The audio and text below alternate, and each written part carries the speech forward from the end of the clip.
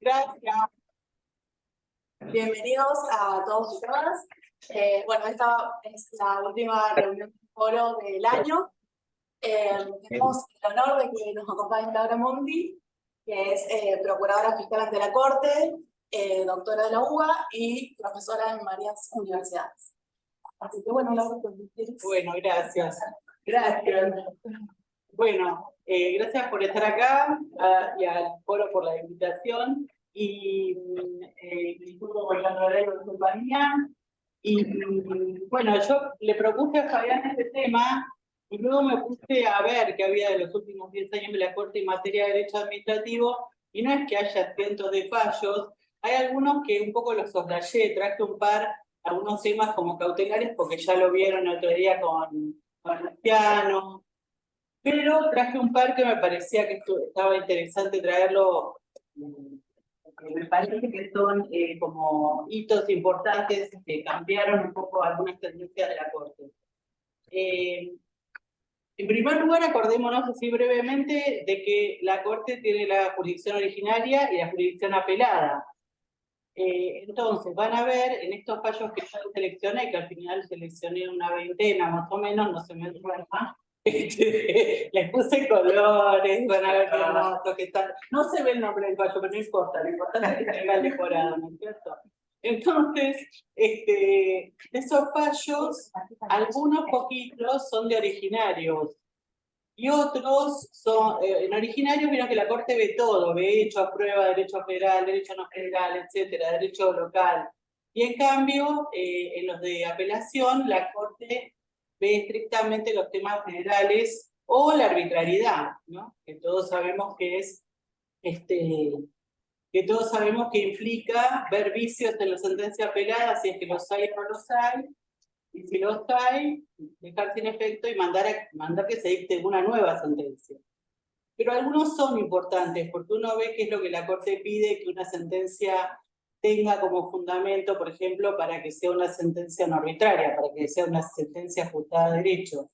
Como dice la Corte con una terminología bastante llamativa, fallos que más allá de su acierto o error, o sea, yo pienso que lo dicen en el sentido de que nos parezcan justos o injustos, tienen un fundamento y tomaron bien la prueba, tomaron bien los hechos, tomaron bien el derecho. Entonces, como primera aclaración. Y luego traté de hacer una clasificación por instituciones, por temas de derecho administrativo. Obviamente en la realidad los temas se cruzan, pero les hice una selección bastante variada de fallos. Algunos los sé mejor, otros no me los acuerdo tanto, pero me los estudié un poco bastante. Espero que salgan bien, y si no me bolchan y vengo al regulatorio. El primero, que algunos es un poquito más atrás de 10 años, pero uno o dos creo, que los traje igual porque me parecía tan bueno. Bueno, un primer fallo que traje es este de Autológica contra Estado Nacional. Puse el nombrecito ahí, hice todo el show del PowerPoint, porque vieron que una jueza, ¿y cómo era? Pues se me interesa, y ahí están todos los datos para que no nos pongamos ansiosos, porque es algo que uno, el espíritu le queda mal. Entonces, esta sentencia es interesante porque es un tema de arbitrariedad.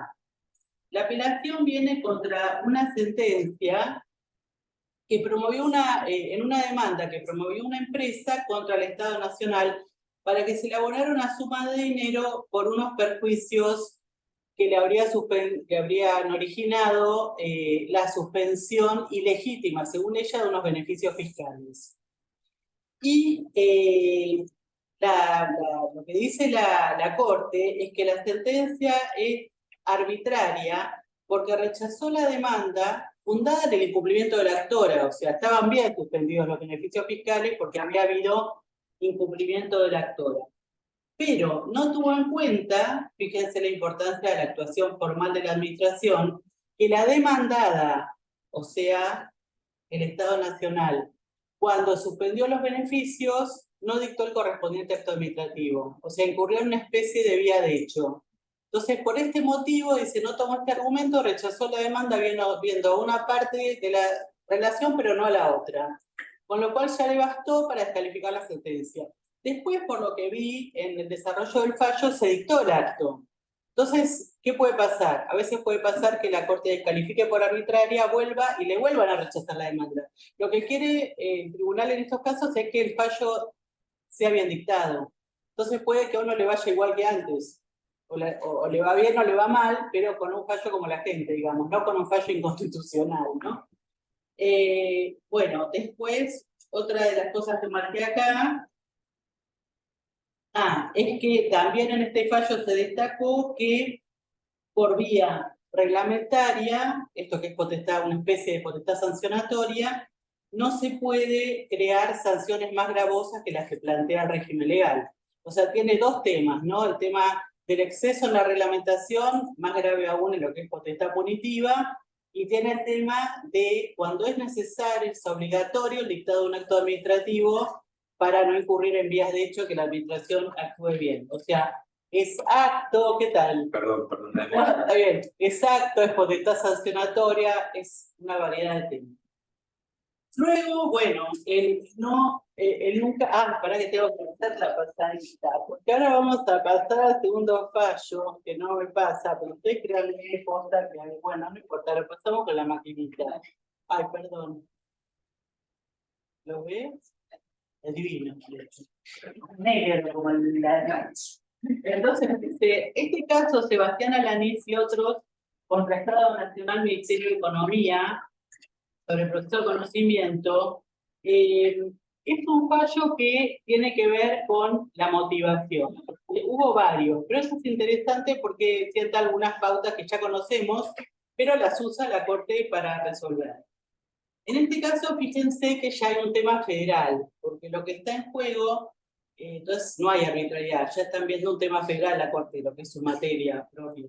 Entonces dice que hay que confirmar una sentencia que declaró la nulidad de una resolución ministerial, una resolución conjunta, porque esa motivación, esa resolución que había declarado concluidos unos procedimientos administrativos que iniciaban algunas empresas, solo se basaba en afirmaciones genéricas y abstractas. Y no hacían en esa motivación, en esas consideraciones, un examen particular y concreto sobre la solicitud del actor. O sea, decirme por qué en mi caso, acreditados estos recaudos, no me corresponde una compensación, por ejemplo. Entonces, el tema de la motivación aplicado a algo que generalmente lo vemos en empleo o en ese tipo de personas humanas, aplicado a personas no humanas, ¿no? Se llaman así, ¿no? Ahora, pero no se llaman personas humanas. Se llaman, ¿cómo llaman las otras? Personas jurídicas. Bueno, me retiro. Ya te afondo un punto, ¿eh? Vos viste, te das cuenta, uno estudia arquitectura y viene acá a hablar de bien. No me defiendo, porque es un jefe mío. Yo no me defiendo, yo ataco. No es lo mismo, pero es igual. Entonces, bueno, y en ese sentido sigue diciendo, ¿no? Que no se invocó fundamento alguno que solicitara la negativa de la solicitud del actor. Y después, respecto a la motivación, dice algunas cosas que conocemos, pero yo no las había visto tan explicitadas en los fallos. Dice, ¿por qué la motivación para que los particulares puedan acceder al efectivo conocimiento? ¿Por qué, en este caso, le denegaron algo? Por el control para controlar, para el ejercicio del derecho de defensa. Y también pone algo que yo lo había visto en fallos de la Cámara, pero creo que nunca lo había visto en la Corte, es que si bien no hay formas rígidas, ¿se acuerdan?, para el cumplimiento de la motivación, pero que tampoco pueden admitirse fórmulas carentes de contenido y genéricas que no resuelvan absolutamente nada. Sobre el caso. Después hay un caso que ya es de una persona humana, que se llama Camaño. ¿Cómo cambiar a Camaño? Camaño, creo que voy así, ¿no? Como un jet. Bueno. Si podés presentar. Sí, pero es que no sé. Abajo. Por el cuadrito a la derecha. No, bueno, Por acá, supuestamente, yo se me dio bien. ¿Viste comentarios al costadito? Ese No, al costadito, ¿no? Ese. Un poco más, no. Al lado del menos. No más. Ay, qué bonito. Ahí está, mira. A ver si lo voy a poder cambiar yo, me parece. Creo que sí. no sé, me hago la piola, es el segundo PowerPoint que hago en mi vida, bueno, pero los decoro, eso sí. Entonces, el caso Camaño-Anaría contra el Ministerio de Justicia sobre el proceso de conocimiento del 21. Bueno, este es un caso en el cual también había un tema federal muy lindo, que es que se estaba impugnando por inconstitucional un decreto por el cual decían que los encargados de registros de automotor, etcétera, no podían tener más de 60 años para postularse. Y aquí hay una cosa bastante particular, porque fíjense que habla de la fundamentación, pero acá estamos frente a una norma, no frente a un acto administrativo. Entonces, lo que dice la Corte es que esa norma no tiene justificación, no hay justificación del límite de edad, y que además el Estado, como la Cámara que había entendido en el caso, en este caso, no había considerado ese límite de edad como categoría sospechosa, que el Estado no había dicho nada en el juicio para explicar la razón de la misma.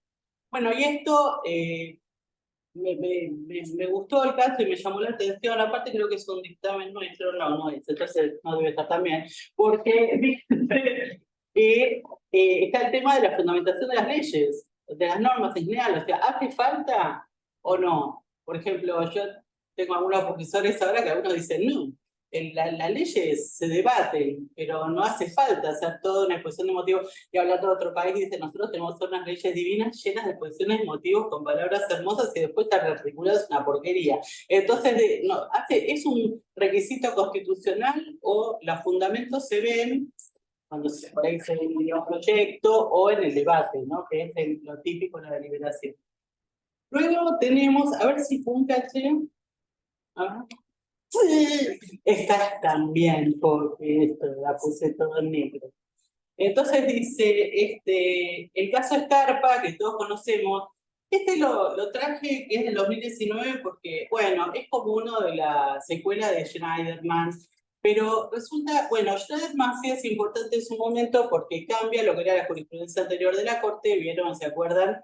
La motivación implica expresar hechos y derechos como antecedente. Causa son los hechos y el derecho. Y antes se decía que alcanzaba con invocar la norma que otorgaba la competencia. Entonces, bueno, como que esto, Schneiderman fue nada más ajustar a la ley, lo que era la jurisprudencia. Y luego toda una saga. Ahora, Scarpa era un caso más probado porque era una encargada de registro. Entonces, no era estrictamente una de esas empleadas como Schneiderman, etc. Bueno, empero, la Corte, con la disidencia de Rosenkrantz, dijo que una disposición que había dispuesto el cese de la interventora de registro seccional, que solo se fundó razones de servicio, estaba viciada por falta de motivación. En esto uno se acuerda de los muy antiguos fallos de la Corte en temas de leyes de prescindibilidad, ¿se acuerdan? En los que la Corte siempre decía, bueno, son razones de servicio que son las que establece la norma y no hay que explicitarlas. Esto lo explicaba siempre Comadira, o sea, el tema de decir, bueno, razones de servicio, ¿cuáles? ¿Orden público? ¿Por qué? En el orden público después volveremos por otro tema que a mí me pone un poco nerviosa. Bueno.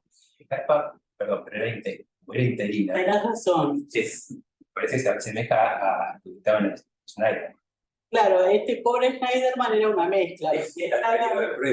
Claro, porque estaba en periodo de prueba, yo no podía creer cuando, porque viste, aparte venía de la Cámara Laboral, digo, la Cámara Laboral es favorable a los empleados públicos, por eso todos quieren litigar, a ver que la Corte definió que va contencioso, pero si te puedes quedar en laboral, para el litigante es mejor. Lo hicieron percha y yo digo, pero pobre hombre, porque cuando vos estás en periodo de prueba, por supuesto te tienen que fundar. ¿Por qué no serviste? Máxime cuando había... Claro, fue analizado, claro, esto fue concurso, entonces... los podíamos recibir y no. Yo no podía creer. O sea, ya lo habíamos visto, pero el caso, pero bueno. Así que, pero igual no sé, después vino una segunda vez, no sé al final qué pasó. Quedó muy hermoso el leading case, pero no sé qué pasó conmigo. Lo cual es triste, pero bueno. Ahora creo que tiene otro recurso más. O sea, sigue la historia. Después hay un caso que es lindo porque también es novedoso, que es el caso tan... ¿Qué suspenso le crea? Realmente es como que uno dice, wow, qué loco esto, ¿no es cierto? Y es el caso, ahí me sale, le tendría, capaz que puse en blanco, che. Le tendría que haber a Scarpa. No, ahí está, Scarpa, dale con Scarpa. Bueno, él no quiere. Bueno, está apagando, capaz está apagando y prendiendo. Maybe. Scarpa quiere quedarse para que nos acordemos de ella, ¿entendés? Bueno, si no funciona Scarpa, Abajo que dice. ahí está Flores. Ahí tendría que haber puesto unas flores, pero no encontré. Bueno, me sale lo que me sale. Bueno, Flores es un lindo fallo porque era nuevo también, una persona medio, o con una especie de periodo de prueba. Y yo me acuerdo, papá, que una cosa que decía era, cuando la ley dice que la finalidad, la desviación de poder, no digo que acá la hubiera, pero a veces que uno siempre la tiene que indagar, pero que a veces se dictan unos actos que uno dice, pero qué fácil esto, o sea, para la mujer no, pero para uno es re fácil. Porque en el acto, porque habían dejado cesante a una chica que trabajaba en el Ministerio Público de la Defensa, le habían dicho que la echaban porque, bueno, porque no tenía buen trato y cordialidad con sus pares, incumplimientos al horario laboral e inasistencia sin previo aviso. Está bien, ella no le correspondía por el sumario, pero sí defenderse. O sea, le llega ahí, le cae la bomba y la dejan cesante, impugna, y bueno, entonces nosotros la corte le pone que está afectada y por segunda vez citamos, porque hay que citar la tutela administrativa y judicial efectiva, porque siempre tenemos que hablar de esto, claro, pero es verdad, porque chica pobre no puedo decir nada absolutamente. Bueno, ahora vamos a pasar al siguiente caso, que es un caso muy dulce. Ahora, si ustedes sienten que soy muy pesada, me arrojan con algo, no hay ningún problema. Ay, no me da. Yo estoy tocando otra cosa. Sí. Es este. No, ¿qué lío que estoy haciendo? Bueno, Torres Flores después. Bien, este es Ledesma. Ledesma es dulce. Pues Ledesma, horrible. Alicia contra Hospital Garrahan. Mi abuelo decía, los tiene peores conmigo, porque así, o sea, complazcámonos en bancarnos esto. Ledesma Alicia Noemí contra Hospital Garrahan, Consejo de Administración, yo qué sé, bueno. Esta era, es una sentencia que es interesante porque lo que se reitera es la doctrina tradicional de la Corte en el sentido de que si nosotros queremos obtener los daños y perjuicios derivados de un acto ilegítimo, hay que obtener la declaración judicial de nulidad del acto ilegítimo. O la revocación, ¿no? Sea administrativa del acto ilegítimo, entonces luego vamos a por los daños. Pero no se puede pedir daños y perjuicios en forma autónoma o sin haber obtenido, o sea, ¿por qué? Y acá la Corte dice, en virtud de la presunción de legitimidad que ostentan los al no mediar declaración de legitimidad no puede haber resarcimiento o pago de suma de dinero alguna, pues falta la causa de tales obligaciones. La declaración de ilegitimidad o la ilegitimidad del acto, el acto es lo que causó el daño. En principio lo tenemos que presumir legítimo. Bueno, cuando esa presunción cayó, ahí tengo la causa. Este era un caso de un planteo de nulidad de un acto administrativo de reestructuración del organigrama del hospital y se hacen las funciones transitorias que realizaba la actora. Este acto, dice la Corte, estaba firme. No me acuerdo si había sido impugnado o no, pero estaba firme. Entonces, chao, se la rechazaron. Claro. Quedó firme. Tuve que pedir eso porque ya sería vencido el plazo para impugnar el tentativa de la mitad. Sí, seguramente, y a veces, viste, la impugnaste va mal y por ahí con el tiempo, o me acuerdo hace muchos años, hubo un caso Ruiz Daniel, en el cual yo creo una persona que lo habían cesado en un empleo público, no me acuerdo en qué condición revistaba, pero 10 años después debería ser contratado, porque creo, porque como 10 años después viene a pedir los daños o algo así, entonces la Corte le dice, y bueno, pero el plazo de 90 días te venció un poco, pero bueno, mentira. Bueno, después tenemos un fallo una cosa loca que uno no sabe qué es, que es el caso Yankovic. Yo lo estoy hablando con Mabel, que está ahí, Mabel, y una que está en negro. Este, este es un caso muy raro, porque es un caso en el cual este hombre, este señor, había demandado al Estado Nacional, porque por responsabilidad del Estado. Porque dijo, mire, a mí me causó daños una cooperativa o una mutual, y yo quiero que me los resarza el Estado. Entonces, cuando a nosotros nos llegó para dictamen, la sentencia anterior venía haciendo lugar a la demanda. Cuando nos llega el caso para dictamen, ¿qué hace? Perjuicios de tránsito. No, Lo contra la ciudad. sí, bueno, no importa. Mirá que demandar a todo el mundo, pero no sé, porque ahora con él tengo de todo. Puedes demandar a uno, al otro, a mi mamá, así que entonces dice, nosotros lo vimos y dijimos, pero acá falta el instituto, porque vieron que cuando uno demanda por deficiencias en el ejercicio del poder de policía bancario, se demanda al Banco Central. Por deficiencia de ejercicio del poder de policía de los seguros, a la Superintendencia de Seguros. Siempre viene el ente, no demandás al Estado. Bueno, o por lo menos a los dos. Bueno, todos dijimos, es todo nulo, porque acá es como si yo, no quiero, pero los quiero demandar a vos y lo demando a él, que más o menos tengo una relación, y a vos te dejo.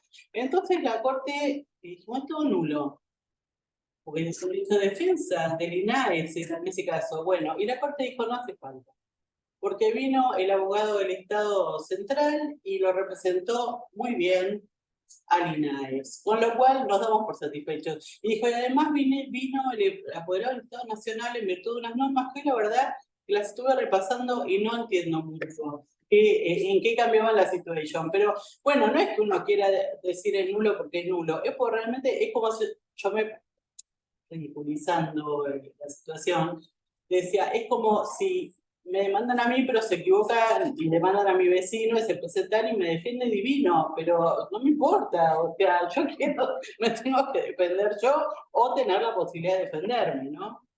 Así que el fallo Yankovic, después rechaza, ellos no tienen que revocar la sentencia que faltaba la demanda, ¿no? Pero dicen no importa. Así que la gente. Wow. Después, otro fallo novedoso, recopado, che, que es el caso, este lo podría explicar mejor Mabel. Mabel, te dejo a vos. No, no me da bola. Se hace la sorda, me embora. El caso, no, ahí está, el caso Ceballos, Estefanía y Tati, y otro contra el examen de vialidad. Este es buenísimo, porque en este, la Corte, justo salimos de este, no lo hice a propósito, y en este le dice, pero joven, se olvidó de demandar al ente responsable, que era la dirección de vialidad. Entonces yo dije, ¿vos de qué? Porque acá sí, acá no, acá sí, no sé, por ahí ustedes léanlo, por lo mejor ustedes pueden desentrañar por qué. Pero, bueno. Pero fuera de eso, lo que importa de este fallo, mucho, es que Simabel, parece que se llama Sí. Simabel. Estoy. Ya. Pensé que te estabas haciendo la sorda. Perdón, no podía conectar el sonido desde el celular. Tengo un problema con la tecnología, es la edad. Y sí, ¿qué va a hacer? Ya estamos grandes. Bueno, y bueno, y en este caso Ceballos, lo que es muy importante es que responsabilidad del Estado por el incendio causado como a la vera de una ruta, estaba el campo de la familia de la actora, daños y perjuicios. Y la Corte le dice que es arbitraria la sentencia que condenó al Estado Nacional a pagar por ese incendio los daños que se habrían producido, y dice algo muy novedoso, es que el factor de atribución en la responsabilidad por actividades legítimas del Estado es la falta de servicio, que no cabe la aplicación del antiguo 1113 del Código Civil. O sea, todo lo que implica teoría del riesgo, el riesgo creado que yo, queda fuera del ámbito de la responsabilidad extracontractual del Estado. Era un tema del control de atribución, siempre se discutía que si en el 1113 sí, que no, porque no estaba en la 26944. Bueno, acá la Corte dice la falta de servicio, que la Corte juzgó la aplicación del 1112 en su viejo 1112, supuso erigir una vía de atribución de responsabilidad que desplaza del terreno del derecho público otros factores de atribución de naturaleza civilista como los previstos en el 1113. Y además dice alguna otra cosa que me interesaba resaltar, que es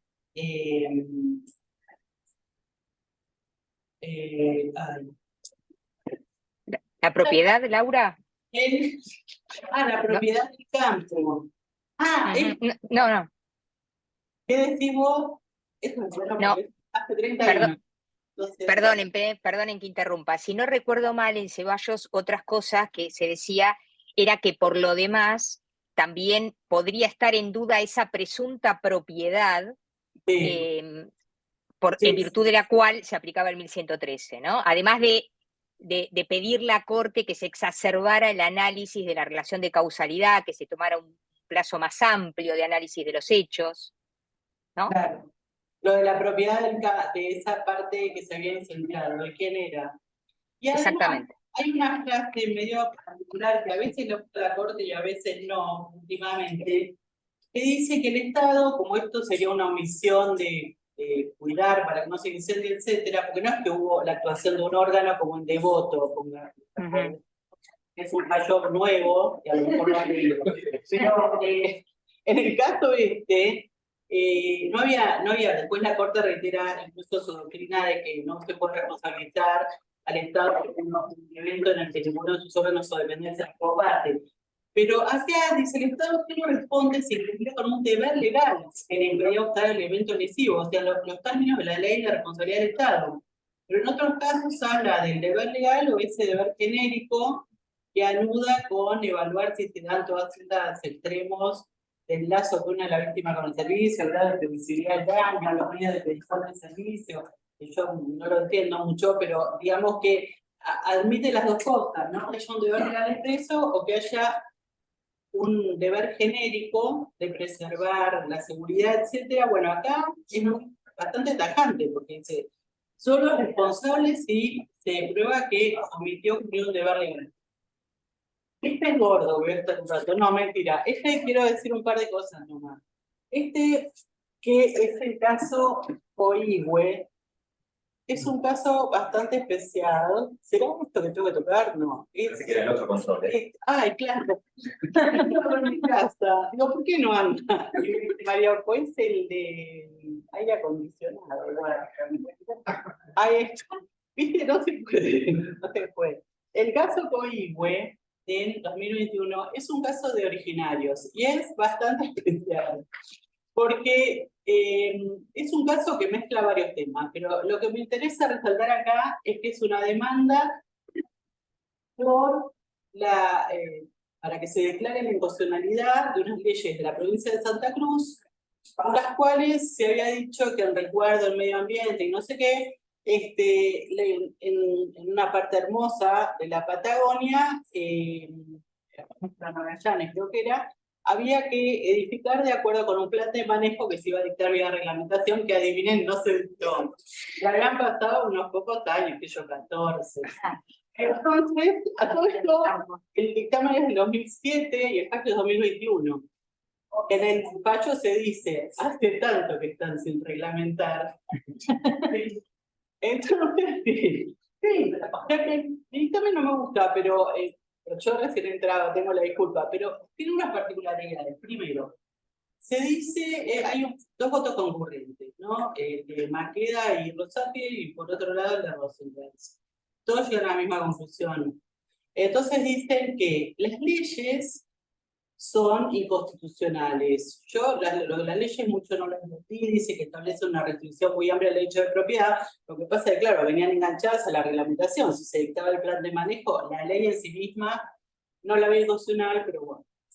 Pero sí está interesante que dicen la omisión de reglamentar durante tantos años no está bien, como diría mi nieta, ¿no? Eso no está bien. Entonces, dicen, bueno, vamos a decir que esto es inconstitucional. Las leyes y esta omisión de reglamentar, hay que reglamentar, les damos un plazo para que reglamenten, pero además le hacen lugar parcialmente a la demanda de responsabilidad de la empresa por pérdida de chance.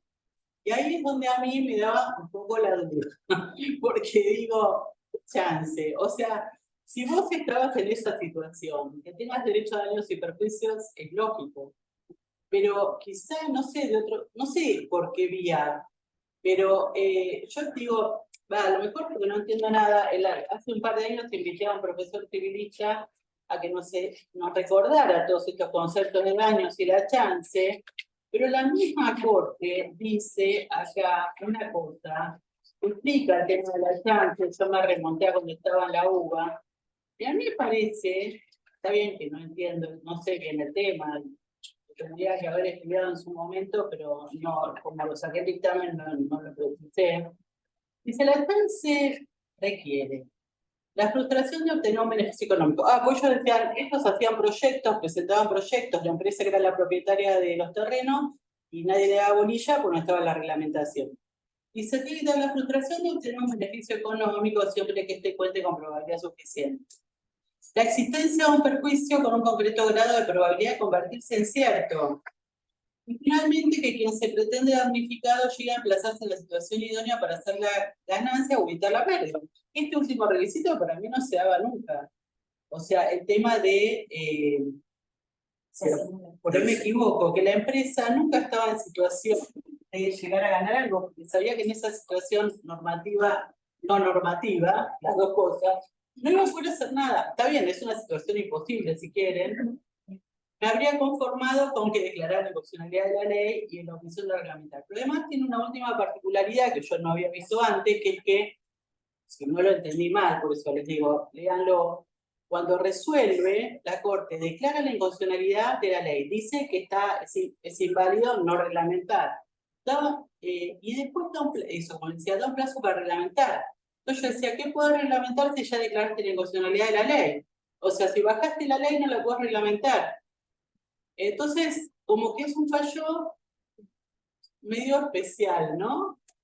Como para estudiárselo, estudienlo, el sábado a la noche que no tiene nada que hacer, seguro, ahora agarré correcto. Ahora tenemos Crucero al Norte, vayámonos al mar, de la Patagonia. Crucero al Norte, no dije, vayámonos a las rutas, porque Crucero al Norte. El equipo de fútbol. También, sí, Cortemos. Bueno, Crucero al Norte del 2023. Bueno, es una jurisprudencia reiterada, pero hay problemas a veces con esto, lo que se trae porque tiene que ver con servicio público y con la cláusula de comercio, en el sentido de que las provincias en lo que es comercio interjurisdiccional no pueden entrometerse en las competencias que son del Estado Nacional. En este caso, esta empresa había cuestionado unas facultades que se había atribuido a la provincia de Buenos Aires para hacerles un examen médico a los choferes. Y entonces la Corte le dice, no, esto es tráfico interjurisdiccional. Entonces esto es propio de la Nación, la distribución de competencias, que las provincias tienen todo, salvo lo que tiene atribuido a la Nación. Y la Nación en el 75-23 tiene que regular esto, lo que es comercio interjurisdiccional. Entonces, anula las disposiciones y las normas de la provincia al respecto. Bueno, y ahora ya, para terminar, pasamos a algunos casos de control judicial y sobre todo algunos muy novedosos para mí, importantes, que tienen que ver con el alcance del control judicial sobre lo que hace el Estado en general, ¿no? Bueno, un primer tema, un primer caso que les traje es el caso Grindetti, que ha sido nombrado bastante en los últimos tiempos, pero no el caso, sino el señor. Ya, no anda. Ay, qué bruta estoy, por favor. Perdón. El botón hace que se levante ella. El botón hace que se levante ella. Claro. Inteligencia artificial. Lo mío es estupidez natural. Entonces, Este caso de legitimación lo traje porque es algo que a veces se da, que es los intendentes tratando de representar los intereses de los ciudadanos del municipio. Por ejemplo, en este caso, Grindetti demanda contra Edesur, contra Ben, como ven, no es contra el Estado, pero con base en la Ley de Defensa del Consumidor. Entonces dice, yo estoy defendiendo los intereses de la gente que vive en mi municipio porque quiero que no les corten el suministro de energía eléctrica. Y le dice, la Corte dice, mire, usted tendrá para ser municipio, pero usted no es representante porque para ir en federal, usted solo puede estar legitimado si lo está a la luz de las normas federales y de las normas de la Constitución Nacional. Si la ley provincial le acuerda legitimación para esto, tiene que ir a ser provincial, pero no demandar en federal. O sea, le niega legitimación. Si no hay legitimación, no hay caso, por lo tanto, los tribunales no pueden actuar inventándose que existe un caso. Más reciente, el otro día, no tengo la fecha porque me traje nomás tengo el fallo, pero me traje nomás la noticia. Tenemos un caso muy novedoso también de legitimación, que lo habrán leído quizás en los diarios, que es el de la Asociación Civil La Matanza contra la provincia del Chaco, sobre legitimación de las comunidades, sobre legitimación, no en realidad, los derechos de los pueblos originarios. Bueno, acá nosotros tuvimos un caso vinculado con esto. Eso no sé, salió, bueno, todavía está. Pero es que sí lo sacó la Corte. Es parecido en el sentido, son todos en Chaco, ¿no? Se trata de matanzas del pueblo que se sucedieron hace muchos años, pero por los cuales se llevó a cabo, por lo menos en este caso, que se trataba de la masacre de Napalpí, la que tuvimos nosotros era otra, esta también, pero también por otra cosa no importa. Pero en las que, claro, ya los temas están como prescriptos, ¿no? Incluso penalmente, bueno, acá se declaró que esta masacre se había cometido delitos de lesa humanidad en Chaco, por un punto penal. Y entonces acá me puse a ver con mis colegas que yo y vimos, la verdad que yo me acordaba del nombre, pero no me acordaba de qué era, el tema de los juicios, los juicios de la verdad, que se hicieron cuando existían las normas que, por ejemplo, impedían demandar a todos los ejecutores de la represión ilegal en Argentina. Entonces, ¿qué hacían las víctimas? Hacían un juicio que no terminaba la condena ni la absolución de nadie, un juicio penal, era simplemente o casi nada, un juicio para que se explicara cuál había sido la verdad real, la verdad material, qué había pasado, por lo menos, no sé, como una especie de algo de alguna manera restitutorio, que sea moral. Entonces, esta gente hizo eso, una masacre de Napalpí, pero luego intentó un juicio civil, que es este que falló la Corte el otro día, por daños y perjuicios. Y acá la demandante era esta Asociación Civil La Matanza.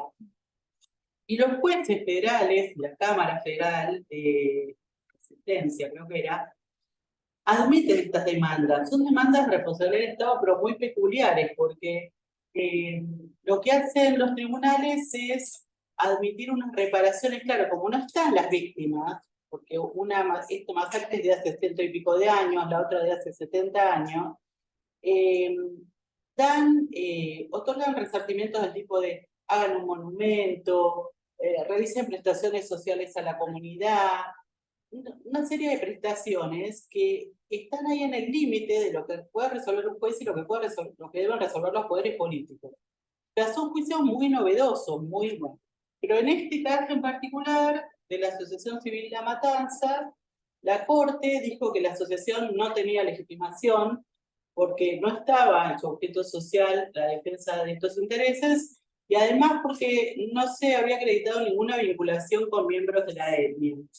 Entonces, al negarle legitimación, venía admitida la demanda, como les digo, porque en esto la Cámara Federal de Rosario y la Jueza Federal de Rosario son de abrir siempre y condenar. Resistencia. Era poner, cualquiera. Pero lo cierto es que le cortaron con la legitimación. Yo vi este juicio, no me acuerdo si estaba planteado el tema de legitimación, quizá estaba, pero esto, en caso de que no estuviera, nos da la pauta de que la legitimación se examina de oficio. Pues si no hay legitimación no hay caso, si no hay caso no se puede intervenir. La verdad no me acuerdo, ministra, porque esta, como había un desistimiento, lo devolvimos a la Corte a ver si admitía el desistimiento parcial del Estado y salió con que en 2 semanas que no había legitimación. O sea que, bueno, no vuelve, evidentemente. Bueno, luego en materia de cautelares, traje solo 2 fallos. Uno es el caso, suspenso, emoción. Esta es la Asociación Comunitaria La Matanza. Ahí les traje la fecha. Contra Estado Nacional. De ahora. Sí, el 2 de noviembre, sí. Y hoy me dijo Mabel que me mandó uno el otro día, pero no lo leí, entonces no lo quise. Después lo juntamos. El caso de Tabacalera. Este caso lo traje en tema de cautelares, luego hubo otras parecidas, porque este era un caso del 2021, como ven, en el cual la Cámara Contencioso Federal le había otorgado a esta empresa una cautelar para no pagar un impuesto, básicamente. Cuando llega el recurso por apelación extraordinaria, lo que nosotros vemos es que no se había acreditado el peligro en la demanda. No se había acreditado para nada. Entonces, la verdad es que vieron las cautelares requieren que se reúnen todos los requisitos. Por eso siempre digo, para el abogado que litiga es mucho más difícil el trabajo que para nosotros, porque nosotros decimos, no, este es el requisito, adiós. En cambio, el pobre que tiene que litigar tiene que reunir todos los requisitos. Lo mismo con la responsabilidad del Estado. No está un requisito, ya decimos chavo, o sea, hay jueces que se explayan, para mí es mejor no hacerlo, ¿no? Porque ¿para qué hablar de más? Pero en este caso dijimos, el peligro de la demora no está acreditado y vieron que a veces en los tribunales se usa esa fórmula de a mayor pero similitud menor peligro, no sé qué. Todo bien, siempre y cuando haya algo de los dos, o sea, ¿no? Que asome el peligro por algún lado y acreditado. Entonces, en Tabacalera, la Corte remitió el dictamen y revocó la cautela. Pero lo importante de esto, más allá del caso, es que luego, a partir de acá, la Corte en varios casos revoca cautelares con fundamento en que falta el peligro de la demora, que no era algo que cuando yo trabajé en la Corte hace el siglo pasado, efectivamente, ahí, ¿cómo es? No se veía tanto el tema, incluso en originarios, porque vieron una cautelar, ¿por qué se descalifica si viene un tribunal anterior? Por arbitrariedad. Entonces dice, no viste esto, no viste aquello, anda a dictar un fallo. En los originarios, la Corte, si le piden una cautelar, decide ella si concede o deniega. Y eran divinos las sentencias de admisión de las cautelares, pues decían, sí, te la doy, sabes que tenés la verosimilitud y el peligro. Pero claro, la Corte puede decidirlo. En algunos casos era hermoso porque decía, hay verosimilitud porque fíjate que se impugna esta norma, que yo, Corte, la declaré inconstitucional. Entonces le venía joya porque decía, buenísimo. Pero en otros, no. Entonces decía simplemente eso y chao. Lo mismo otras cosas legítimas que pasaban en originarios. Pero era porque, claro, las secretarías en la Corte está originario, está uno, está el otro, y hay criterios de cosas distintas, o hay visiones distintas. Entonces ponían, la acción declarativa, la cautelar no procede nunca porque siempre coincide con el fondo. Entonces me acuerdo una vez le dijimos a nuestro juez, pero esto justamente, al mismo que una acción declarativa necesita una cautelar porque sí tiene los requisitos, ¿no? Porque que se confunde, no se confunde nada. Se está frenando esto, interim tramita el juicio. Bueno, hijo, tienen razón. Él se empezó a poner esto. Entonces, bueno, alguna vez teníamos que decir, pues tan inteligente que nos sacaba.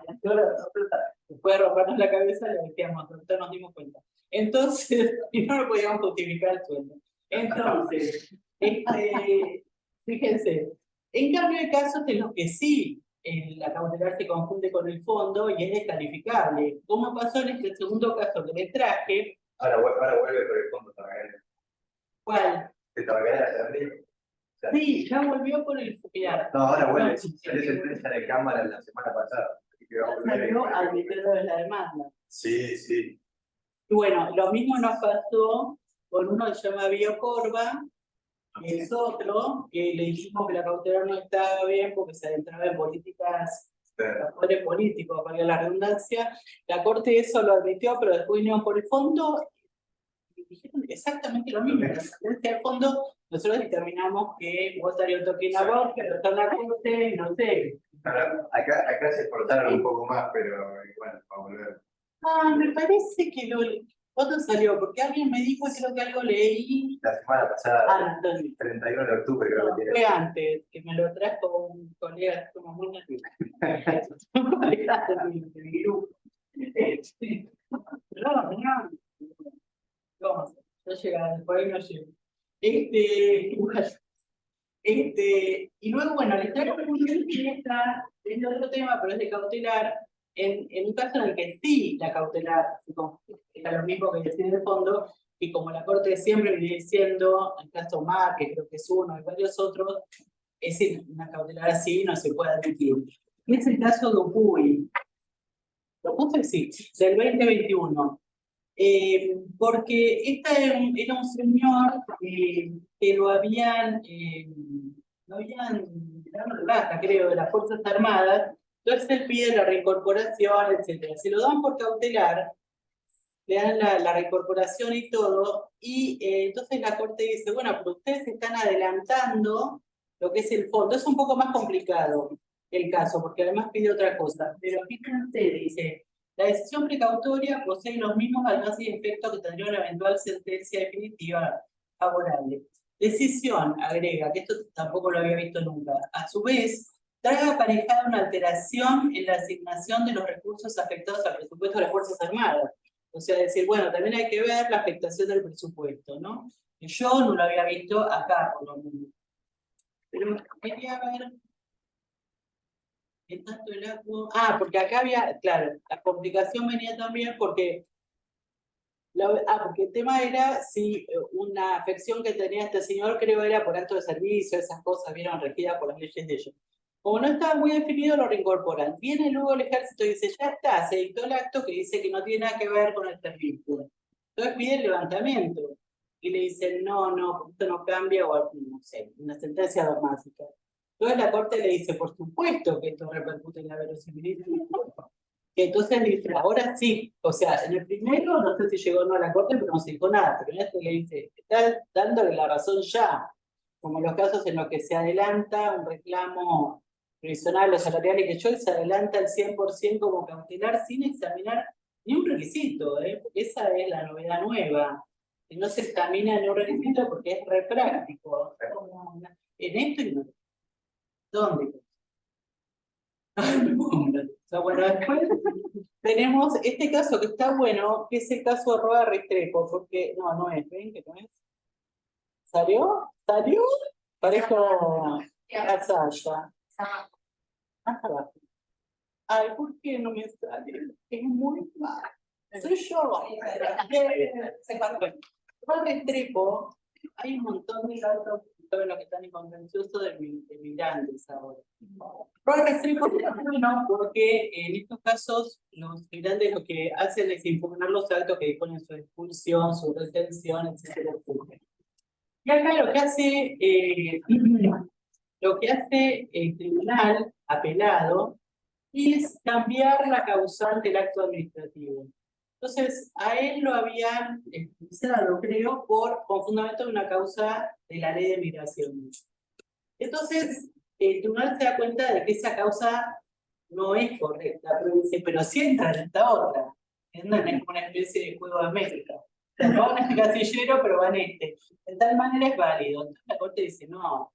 Pero esto es importante en cuanto a los alcances del final del control judicial. O sea, no puedes ponerte a decidir y decir, en todo caso, lo único que puedes decir es, esto es inválido, porque esta causa no es válida. Si querés, tipo, Obiter decir, me parece que pegaba más en la otra.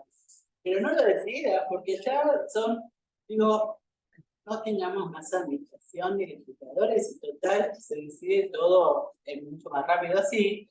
Entonces la Corte le dice, si bien el control judicial de los actos discrecionales se va por acá y por allá, como ustedes saben, de ninguna manera el juez puede reemplazar la administración, porque su función jurisdiccional, su competencia es revisora, no sustitutiva. Y ahora esto es muy frecuente, por desgracia. Bueno, es uno medio plomo, pero me pareció interesante por el tema de la práctica que uno, igual es corto, que uno a veces dice, bueno, miremos cómo se presentan las cosas. Porque viene un señor, este señor Miranda, contra FIP sobre recurso directo. Interpone un recurso directo, que son bien amados recursos directos de derecho administrativo, que vieron, como ustedes saben, tienen que estar estipulados con una norma que establece todo el procedimiento de la arbitrariedad, por un tema de una sanción en el empleo público. Y entonces, viendo el régimen jurídico que se le aplica a ese señor que trabaja en la FIP, vimos que no le correspondía recurso directo porque estaba comprendido en una convención colectiva de trabajo, y entonces no le correspondía usar el recurso directo de los 25 puntos. Entonces esto solamente lo traje porque una vez se rompe la cabeza examinando un fondo y después te das cuenta de que está mal, o de que uno lo está entendiendo mal. Es lindo ver la escuela, ¿no? Qué mal que estuvo. Ahora yo lo haría una en mi recto. Y claro, pero uno fíjate vos, bueno, este es uno que también traje en acá, hay una mezcolanza que tiene que ver con el acceso a la justicia también, como un ejemplo, ¿salió Ramírez? No, sigue Miranda, pero qué caprichoso. Ramírez, Alfredo contra Ernesto de Formosa. Este lo traje como un ejemplo. Estos hay desde que yo estaba en la Corte 2020.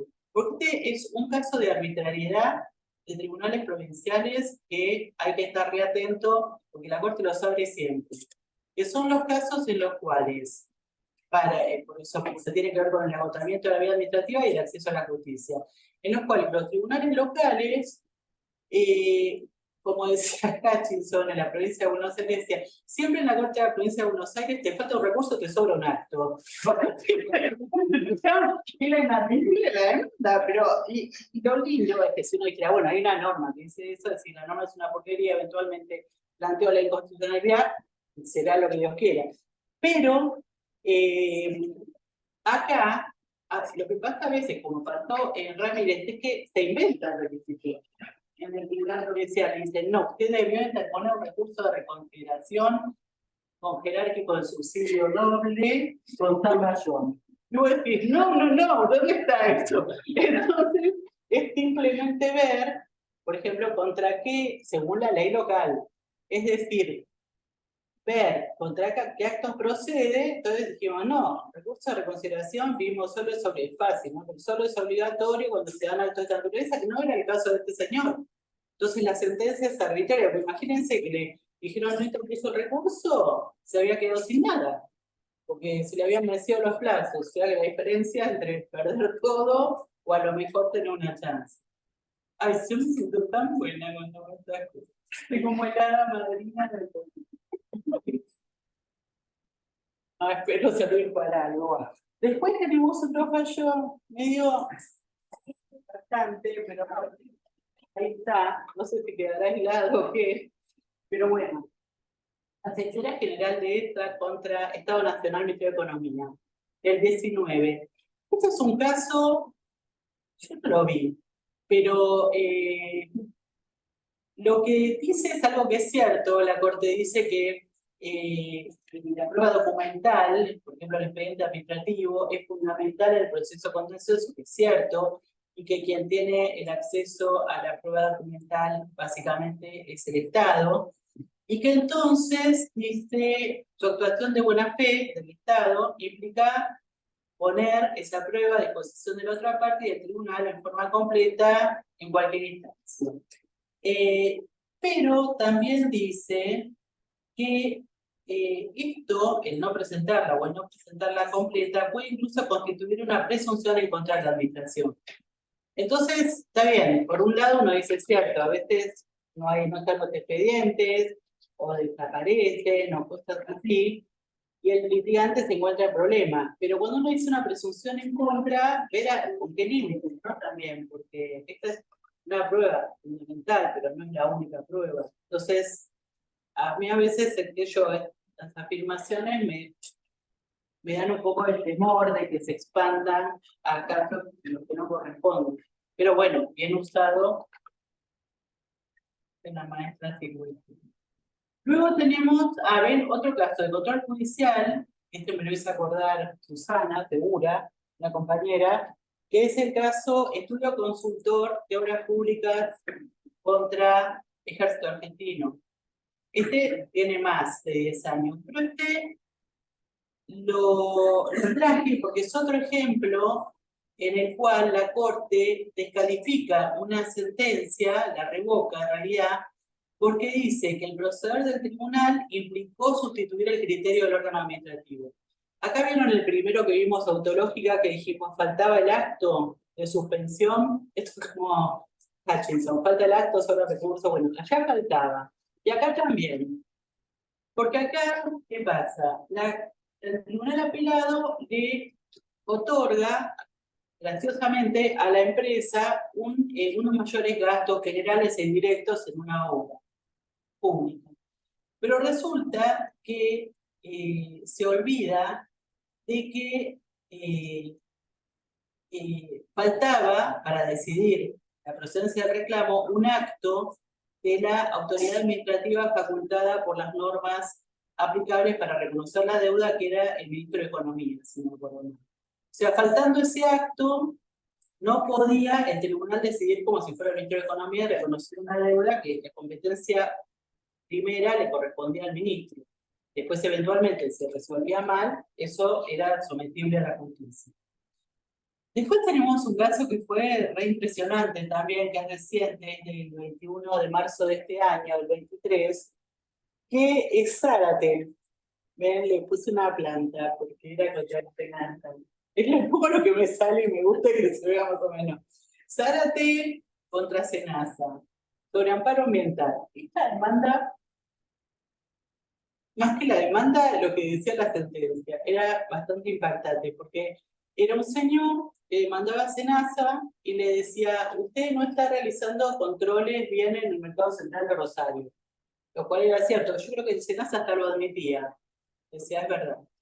Entonces, el juez dice, es verdad, cheque mal que estuvo el Senasa, ordeno que realicen los controles, y el Senasa tiene todo reglamentado cómo hacer los controles, no los hacía. Y el juez dice, que me los va a hacer así. Usted va a ir 3 veces por año y se va a... Me manipulaba todo como lo tenía que hacer. Entonces, la Corte le dijo, me parece que se le fue la mano un poco, y le dice, la sentencia que se corresponde al Poder Judicial buscar los caminos que permitan garantizar la eficacia de los derechos. Pero no puede intrometerse en esta competencia de tutelar derechos.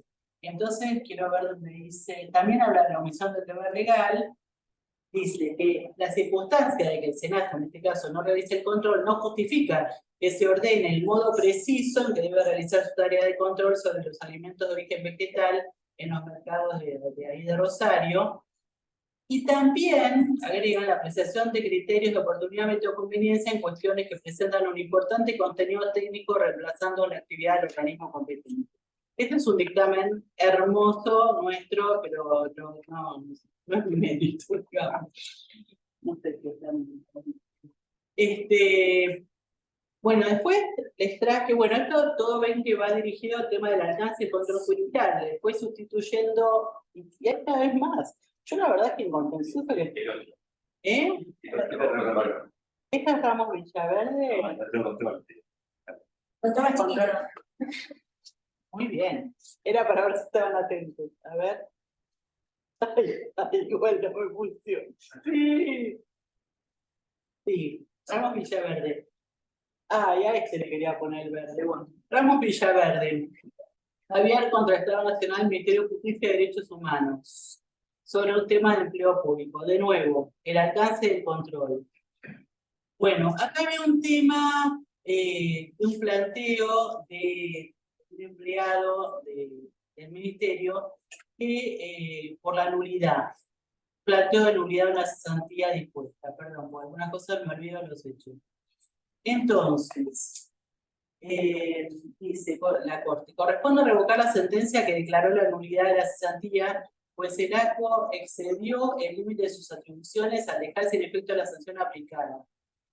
Ah, porque no se habían evaluado suficientemente las pruebas. Claro, este era un caso, sí, este era un caso complicado, porque era un caso de un señor que lo habían investigado incluso en sede penal. En sede penal no lo condena, porque había realizado como, trabajaba creo que en informática, en el ministerio, y había tenido algunos manejos medio extraños. Y en sede penal no lo condenan, pero en sede administrativa lo cesan de. Entonces él trata de hacer la ligación, por supuesto la corte dice que se resuelve en sede penal, no en sede administrativa, son dos ámbitos diferentes, y dice arbitrariedad, ¿ven? Porque dice, el tribunal anterior, es la corte, se aparta de los elementos recabados en el sumario que hicieron a Ramos Villaverde, que demostraban que la conducta del actor constituía una peligrosa manipulación de la base de datos informáticos de la IGJ. O sea, no miraste bien la prueba. O sea, sentencia impugnada. A lo mejor vuelve al tribunal, como le decía antes, y le vuelve a emitir la demanda. Pero dice, fíjate todo esto, igual acá como que basta, ¿no? A pesar de que es arbitraria, la sentencia la considera arbitraria, pero a veces la corte dice casi lo que hay que decir. Pero no, en realidad no está resolviendo. Bueno, después les traje un fallo maravilloso, que ya lo vieron todos 80 veces seguro, pero lo traje simplemente para recordar dos cosas. Dale de nuevo. Sí, me pone muy nerviosa. El caso Biosystem, que es más viejo que... Ah, no, 2014. Pero este básicamente para que recordemos dos cosas de este. Uno, que nos acordamos que es que frente al silencio la administración cae en los plazos, ¿no? En cualquier vía. Y frente al acto rigen los plazos judiciales. Y lo otro es que esto rige tanto para la vía, el plazo de caducidad rige tanto para la vía de impugnatoria como para la vía del reclamo.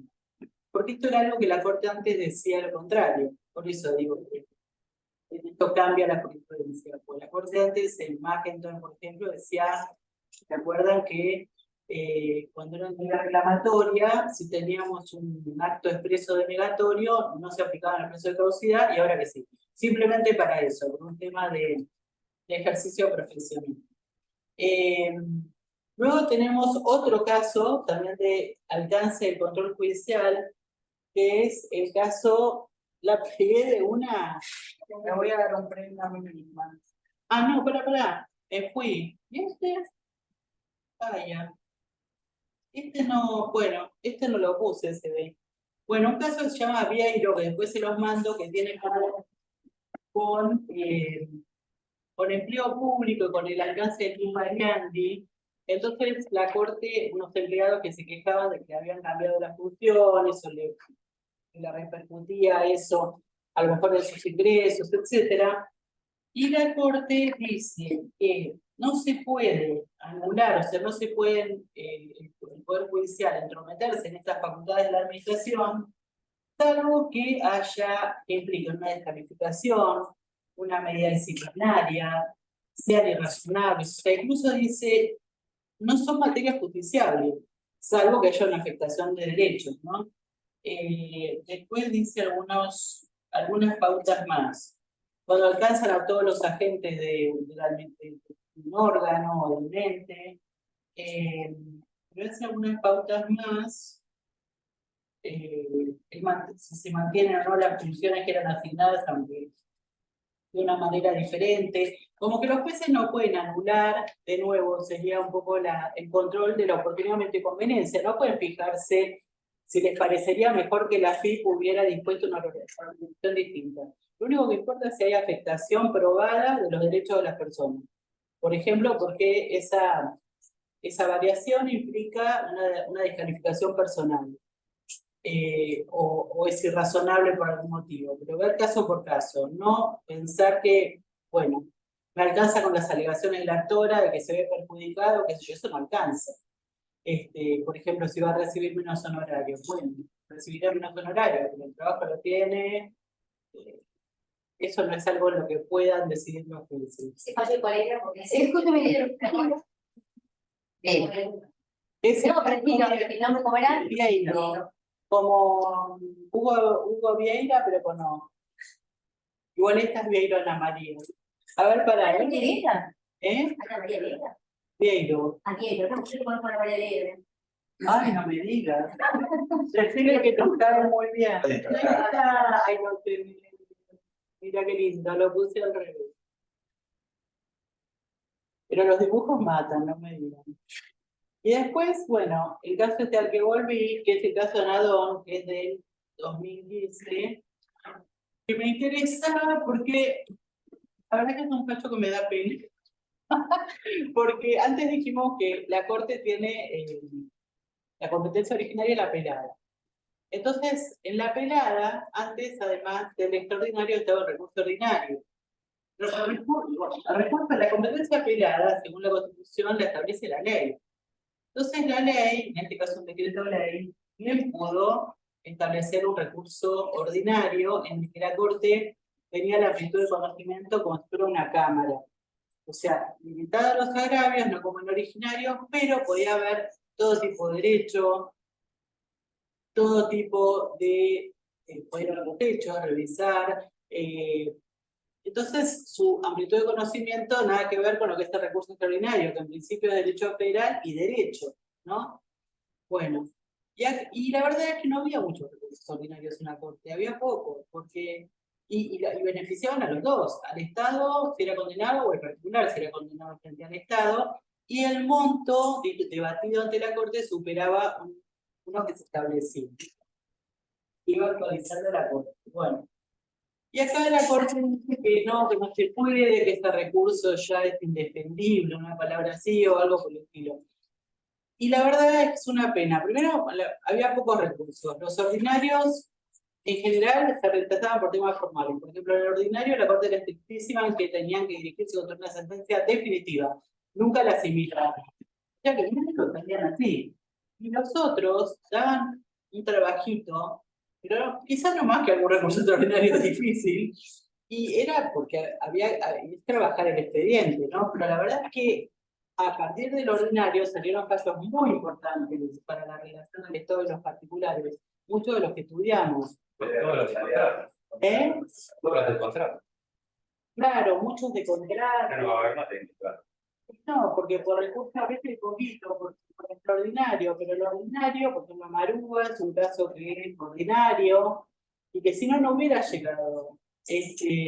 O el caso de Cartelón en su momento.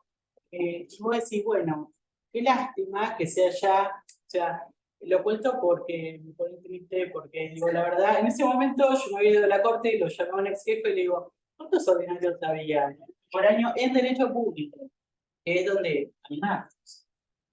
12, me dice. Y digo, entonces lo tenía todo yo, porque yo tenía afuera, Madrid tenía muchos también. Pero nada, mentira, pero digo, no es nada. O sea, la verdad que es algo que es una buena herramienta, que no implica desigualdad. Pero la Corte dice acá, yo estoy para temas federales, para temas constitucionales, sí. Pero esto, que yo, en cuanto afecta a todo, me parece que tiene una relevancia institucional. Pero bueno, son opiniones, ¿no? A mí yo me hubiera quedado con ese recurso. Pero no le gusta, bueno, darle con esto. ¿Por qué siento un montón de quise acá? No soy yo. Y por último, este caso, no es Vieiro, que también me pone un poco nervioso. Porque este es un caso muy trascendental para el país, que es el caso Milantí. El caso Milantí del 2021 pasó que lo que estaba en juego era que la empresa había pedido el exequatur de una sentencia a un tribunal arbitral en un juicio contra un ente público de la provincia de Buenos Aires. Pero no equivocarme con la cosa. Cuando pide el exequatur en los tribunales de la provincia de Buenos Aires, el tribunal de primera instancia le hace lugar. La provincia solo apela a las costas que le habían sido impuestas. La Cámara y la Corte de la provincia de Buenos Aires, el fallo de la Corte, en la Cámara no me acuerdo, pero el de la Corte es buenísimo, el fallo de la Corte, porque ahí hay un desarrollo y se meten en todo. Cuando llegó al dictamen de la Procuración, te tenés que meter en si es arbitrario o no es arbitrario.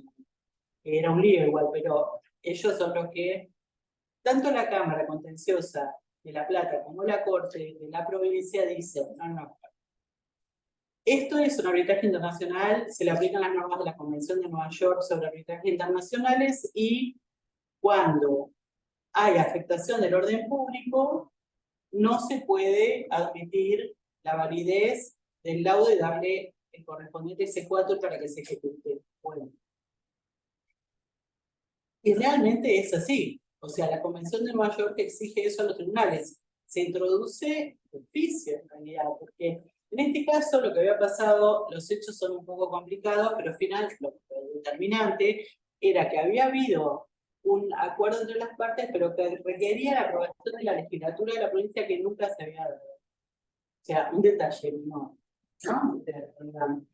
O sea, claramente esto era contrario al orden público, bueno, y se mandaba, por supuesto, a pagar, no me acuerdo qué, la provincia.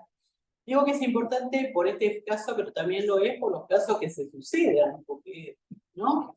Bueno, cuando llega el asunto a la Corte, llega la Procuración, nosotros examinamos que no era el caso, que se estaba aplicando las normas, en especial esta convención, y la Corte dice que en realidad sí lo es porque está la cosa juzgada.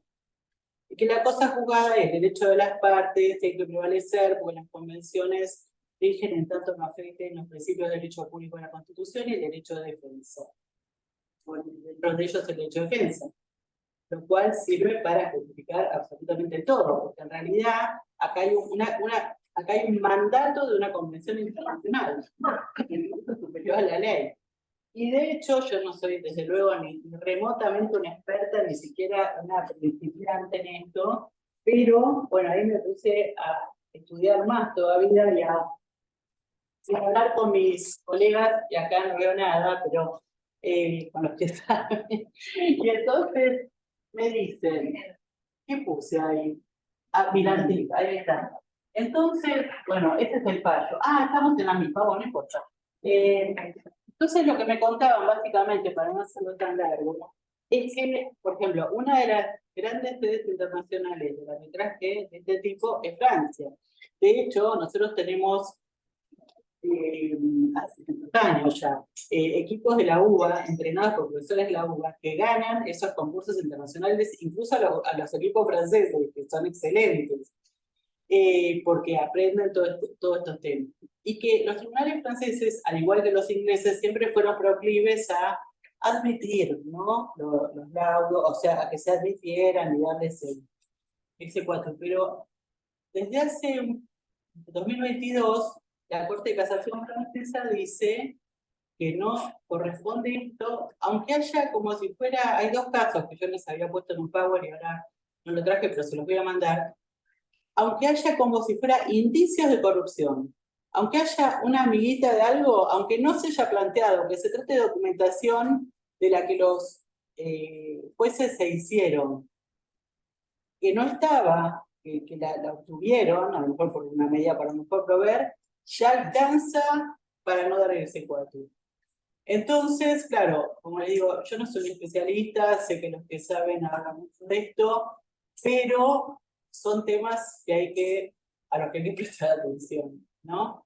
Porque, bueno, precisamente por esto, unos años atrás, cuando estábamos en la Corte, se dictó el caso José Cartelone, que era un ordinario, que se trataba de la ejecución, no, perdón, de la apelación de un laudo arbitral interno, por un tema de una obra pública entre Cartelone y una empresa estatal.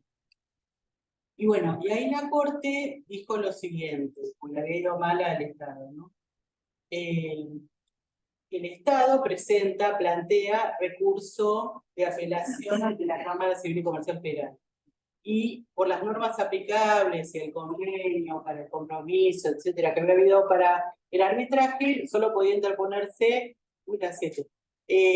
recurso de nulidad. Entonces, cuando llega el expediente, claro, y la Cámara le dice eso, entonces el Estado apela ante la Corte y la Corte le dice, bueno, vamos a ver, porque hay que ir para atrás acá. Hay que ver en qué condiciones se pacta un arbitraje. Una cosa que no se puede pactar es cuestiones que afecten al orden público, que no se habían pactado en ese caso para el arbitraje, dice, pero si la afectación del orden público la hace el mismo laudo, eso es algo imprevisible. Es como la arbitrariedad sorpresiva, o sea, uno no sabe qué va a pasar. Entonces, en ese caso, hay que abrir el recurso de apelación. O sea, cuando uno se encuentra, como decía un ex jefe mío de ahí, frente a un elefante, no puede simular que no hay nada. Entonces, el juez no puede hacer una renuncia consciente a la verdad material, ¿no? Entonces, cuando nos encontramos frente a eso, la Corte dice, sí hay que admitir la apelación, porque el laudo era el contrario al orden público, porque el laudo había hecho una condena totalmente exorbitante que ni siquiera tenía mucho que ver con adecuar a la detención. Eso era para el laudo interno. Ahora pasa esto para este laudo arbitral extranjero sometido a las normas de la Convención de Nueva York. Aquel fallo fue muy comentado, que yo esto que el otro, y bueno, y este sé que está siendo muy comentado, y nada más. Lo traigo para que lo sepan y para que lo tengan en cuenta por si acaso tienen que ver algo. Y de paso viene alguien y habla y no se escucha. Porque yo cuando quiero invitar me dicen que no. Entonces, bueno, pues, no quieren hablar. Así que los que saben mucho.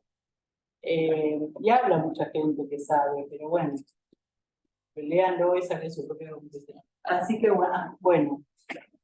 Todo esto, igual les comento, hablando de la costa jugada, que había otro caso que es muy importante para los que trabajan, sobre todo para los que trabajan en el Estado, que tiene varios años ya, que es el caso Fortuna, que es un caso en el que la Corte dijo que no importaba la cosa juzgada, sabía como una grave violación de, ya no me acuerdo de qué, pero de algo que era como esto, porque era un caso en el cual había unos agentes de la FIP, si no me acuerdo mal, que habían demandado haciendo unos reclamos salariales. Perdón que lo diplome, pero son esos casos que son raros y que son...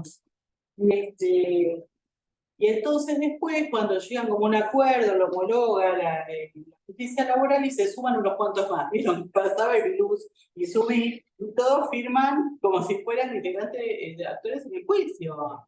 O sea, decían que fue la multiplicación de los panes y los peces y los actores.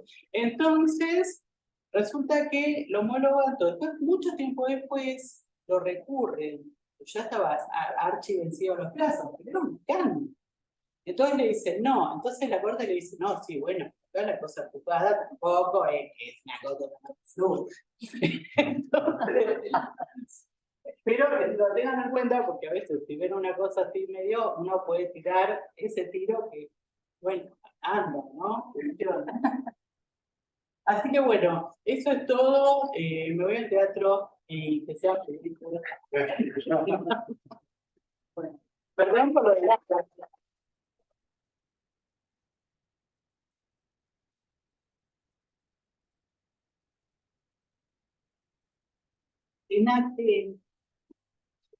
Muchas gracias, Laura.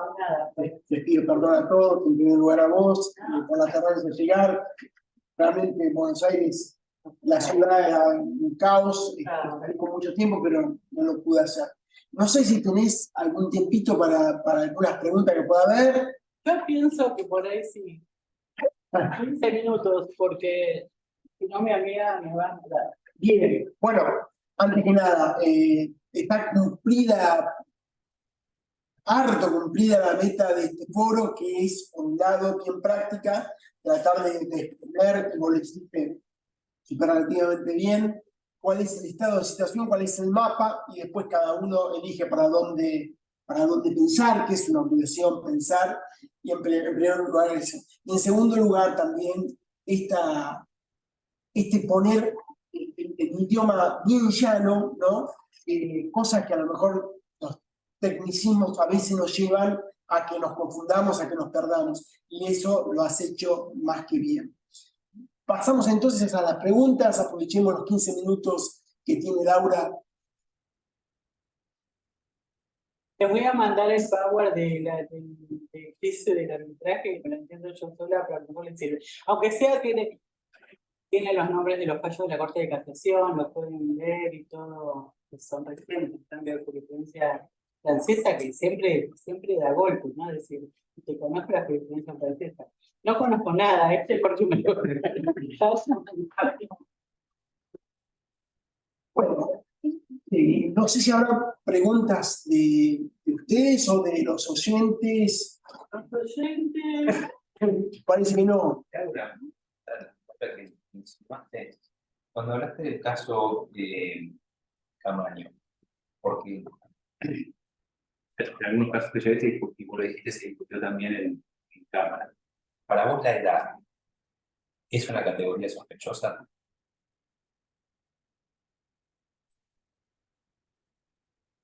Yo nunca vi que se considerara como categoría sospechosa, tampoco recuerdo de los textos que he leído, porque no conozco la jurisprudencia de otros países, respecto de la edad.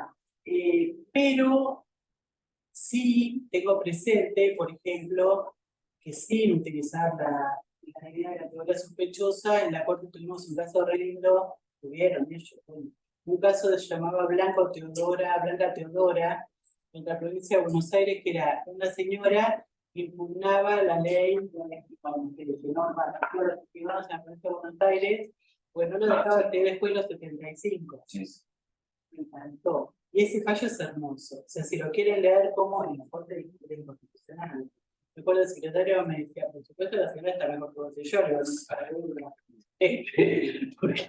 Pero la verdad es que una sospechosa, no sé, que también es cierto, no sé, yo ya siento que uno tiene experiencia y todo eso, pero a los 30 pensaba mejor. No, está mal. Pero digo, uno puede dedicarse por ahí, no sé cómo decirte. Bueno, depende de la función que ejerce. A lo mejor, porque el encargado de nuestra propiedad no sé bien qué funciones hace, pero por ejemplo, cuando vos tenés una experiencia de más grande que yo, bueno, podés tener unas funciones que no tener unas funciones que hacen los jóvenes, pues no corresponden que las tengas, que tengas qué sé yo, bueno, esto es personal. Me acuerdo cuando fui a trabajar acá en la Procuración, claro, tenemos tantas cosas, es obvio, como que pasa a todos los tribunales colegiados también, que tienen tantas cosas que no es que vos haces todo. Yo antes hacía todo. O sea, lo que era mío era mío. Entonces, mis compañeros son fabulosos. Entonces yo por ahí le decía, yo me siento muy mal. ¿Te imaginas? Habría que hacer unos 500. No puedes tener colaboradores. Pero si ya me dijo, si vos te dedicaras a hacer eso, que es materialmente imposible, hacer todo, y a no ver, y a no discutir, y a no meter mano, qué sé yo, es tu función. Dice, le estarías robando el celular al Estado, porque en realidad vos estás para otra cosa, estás para otra función. Entonces a veces también habría que evaluar eso, pero no lo veo como una categoría sospechosa. ¿Qué sé yo? También cuando tenés más de una edad o qué sé yo, te dan el registro por menos tiempo. Y no es tan razonable. Yo ahora no sé, como manejo de noche no me siento tan seguro. Yo tengo 35, pero manejo. Pero, viste, hay algunas limitaciones que uno tiene y hay cosas divinas que uno tiene. Por ejemplo, la discusión que se dio en el fuero. Algunos te sacaban por categoría sospechosa, pero después en general las salas te dicen no es categoría sospechosa, No. pero es inconstitucional. Claro, es lo que a mí me encanta. Es lo que pasa en Camaño. En Camaño. No es categoría sospechosa, no lo veo. No sé, por ahí el que lo estudió más, como el Uri.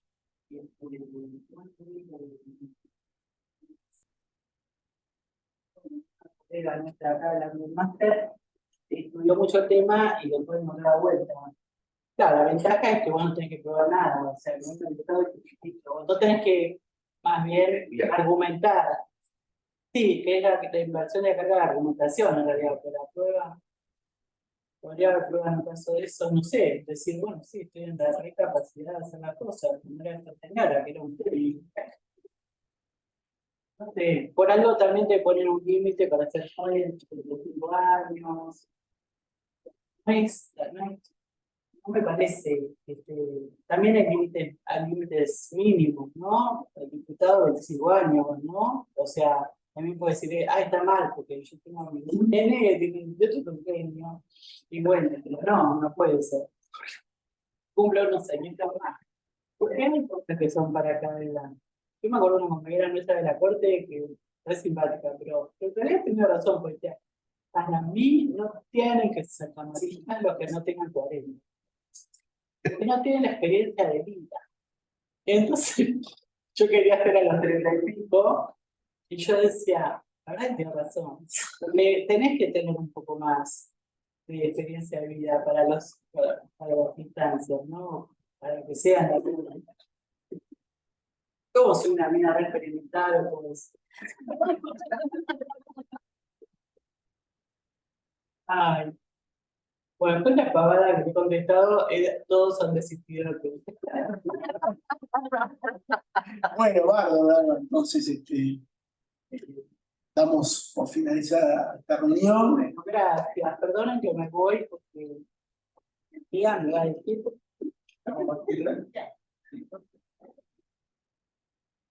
Yo soy tan bueno. Bueno, gracias. Muchas gracias, muchas gracias, Laura.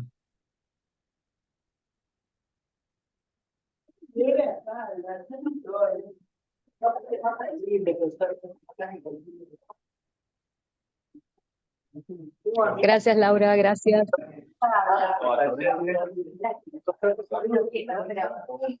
¿Cómo andás? Estamos con la nueva década.